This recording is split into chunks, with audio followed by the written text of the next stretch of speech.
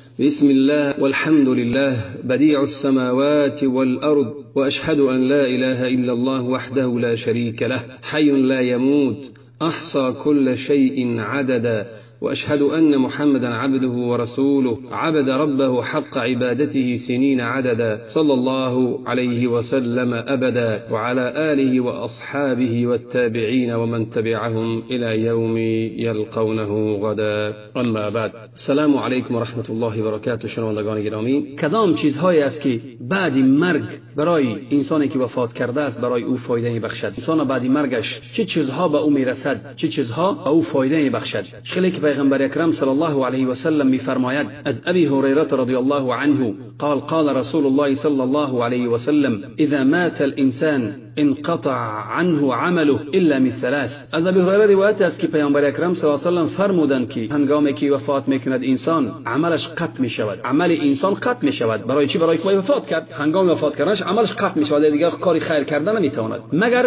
سه چیز قطع نمیشود از او: صدقه جاریه، صدقه جاریه کرده است. صدقه چی نمود صدقه جاریه باشد؟ درخت شینانده است، میوه‌اش کسی میخرد استفاده میبرد به مردم میرسد. چی نمود صدقه جاریه نباشد؟ مسجد ساخته است. چی نمود خیری نکرده است، خیری دائمی باشد، به مردم فایدهش رسد، از او انسان فایده میگیرد. او علم ينتفع به، یا که علم داشته باشد، یا که علم داشته است که به مردم منفعت بخشیده است، مردم منفعت میگیرند از علمش و تا روز قیامت در قبرش از اون منفعت میبرد. او ولد صالح يدعو له، مهمترین چیز چیه؟ پسری نکو داشته باشد که برای او دعا کند. ببین همینجا میگه چی میگه؟ نگفت که ولد يدعو له، نگفت که ولد صالح، ای پسری نیک داشته باشد. معنای نیک چیست؟ معنای انسانی که نمازگزار، انسان خدا ترس، انسانی سرخم و سرکش نباشد، حرامخور نباشد که دعاش مستجاب شود. پسری نیکی که برای پدرش دعا کند. بزرگترین چیز چی است؟ دعا کردن برای مرده، برای پدر مادر کسی نباشد. باز حدیث دیگر از پیغمبر اکرم صلی الله علیه و سلم روایت است که اینشم در ابن ماجه است،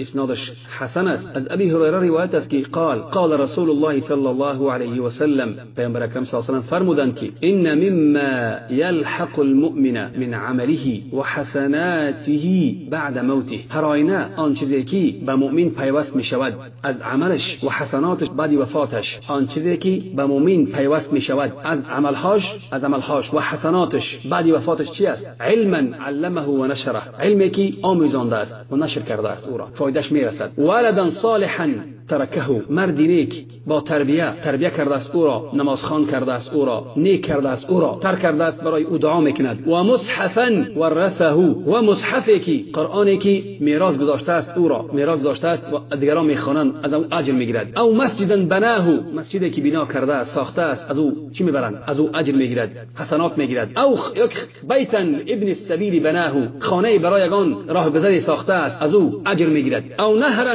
اجراه، یا که یک جوبار، یک نهر، یک رود جاری کرده است و کنده است برای مردم. یا که صدقه اخرجها من ماله فی صحته و حیاته، صدقه از خودش برآورده است از مال حلالش در وقتی که سلامت بود، صحت سلامت بود و در حیاتش، یلحقه بعد موته، به او پیوست میشوند همین کارهایی که کرده است بعد وفاتش. پس میگه که هر یک عمل نیکی که فرزندش میکند، از قرآن خوانی باشد، از عمل نیک باشد، از دعوت باشد، پس در ترازوی حسنات پدرش روز قیامت گذاشته میشوند. باز کدام عمل نیک به او میرسد؟ صدقه از مرده، صدقه هم میرسد. خیلی که در حدیث از عایشه رضی الله عنها میفرماید ان رجلا قال، مردی گفت ان امی افتتلت نفسها و اظنها لو تکلمت تصدقت فهل لها اجر ان تصدقت عنها قال نعم. پس از مادرمان عایشه رضی الله عنها میفرماید که مردی گفت در پیش پیغمبر که ان امی، مادری من، یعنی که ناگهان وفات کرد، یگان وصیت یگان خیر کردن نتونست، ناگهانی وفات کرد. گمان مینم اگر که پیش از وفاتش گپ میزد صدقه میکرد، پیش از وفاتش سخن میزد میگفت صدقه کنید یا صدقه میکرد، پس برای او اجر است اگر من از نام او صدقه کنم. قال نعم، پیغمبر چی گفت؟ بله. حدیث صحیح در بخاری و مسلم در دیگر امامان.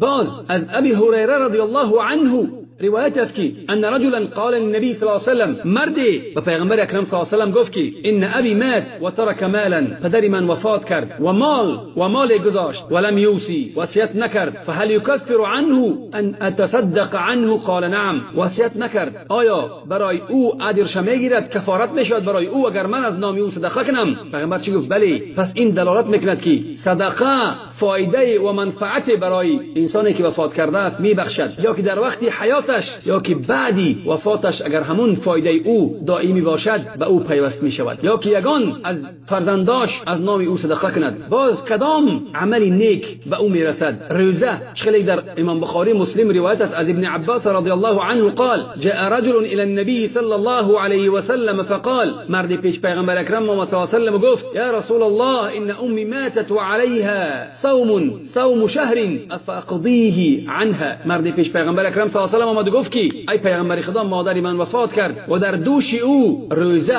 آیا من از تن او روزه گیرم، قضای روزه گیرم؟ قال لو كان على پیغمبر شوف لو كان على امك دين اكنت قاضيه عنها. گفت اگر در دوش مادرت یا که مادرت قرضدار میبود یا که در دوشش قرض میبود، آیا قرض او را ادا میکردی یا که نمیکردی؟ اون مرد گفت که قال نعم. گفت که بله پیغمبر خدا ادا میکردم. فدین الله احق ان يقضى، پس قرض الله، دین الله سزاوارتر است که تو او را ادا کنی. ای معنای روزه را دارد. روزه قرض پروردگار است که باید انسان ادا کند. باز کدام عملی دیگر به او فایده بخشد؟ حج. برای چی؟ برای پیغمبر گفته است لما رواه البخاری و عن ابن عباس ان امراه من جهینه جاءت الى النبي صلی الله علیه و سلم. در حدیث در بخاری از ابن عباس که مرد از زن از جهینه به پیش پیغمبر اکرم صلی الله علیه و سلم گفت قالت ان امي نذرت ان تحج فلم تحج. مادر من گفت نذر کرد که حج رود ولی حج نکرد حتی ماتت، تا اینکه وفات کرد. افحج عنها، آیا از تن او حج روم؟ قال پیغمبر چی گفت؟ حجی عنها ارأیت لو كان على امك دین اكنت قاضی. گفت که حج کن. و گفت که آیا خبر داد پیغمبر که اگر به مادرت قرضدار میبود قرض او را ادا میکردی؟ اقضوا فالله احق بالقضاء. گفت ادا کنید قضا را، پس الله عز وجل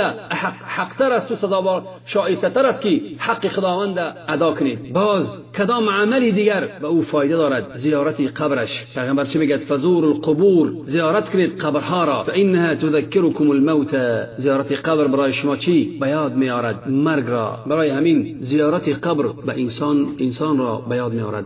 برای انسان پند است. انسان در یادش میگیرد که یک روزی مردن است. باز زیارت قبر راشید برای دعا کردن مرده ها، دعا کردن خویش و تبار، دعایی که پیغمبر از پیغمبر وارد شدگی است. برای همین باز از عملها زیارتی اون کسی که رفیقانی همایی که وفات کرده است، رفیقانی اون کسی که اون کسی که وفات کرده است، وای پدر باشد، وای برادر باشد، وای مادر باشد، زیارت آنها، از حال آنها پرسیدن. این بود کمتر خلاصه‌ای درباره انسانی که مبتلا می شود. و ما درباره و انسانی که مبتلا می شود باید صبر و بردباری را پیشه کند. هرگز سخنی بد، گمانی بد به خداوند نکند. هر یک انسان میرنده است. برای همین ما باید همه وقت تیار باشیم. همون وقتی که پیغمبر میپرسند که متى الساعه، روز قیامت کی است؟ پیغمبر در جواب چی میگه؟ ماذا اعددت لها؟ تو درباره روز قیامت، درباره کی بودن روز قیامت یا که آغاز شدن روز قیامت نگرد، ولی تو برای روز قیامت چی آماده کرده ای؟ همون میگه که پیغمبر اکرم صلی الله علیه و آله دیگه که اتبع المیت ثلاث، مرده سه چیز پیروی میکنن: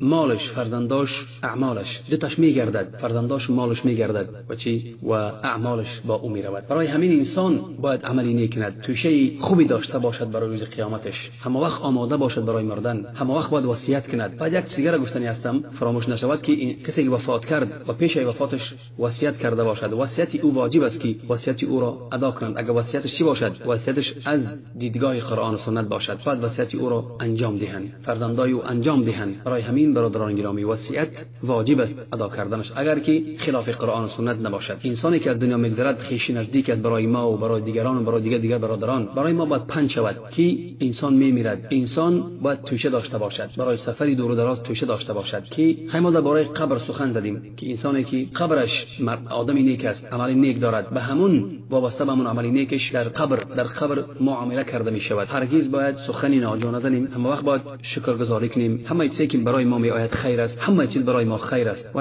نعمت باشد، برای ابتلای الله عز و جل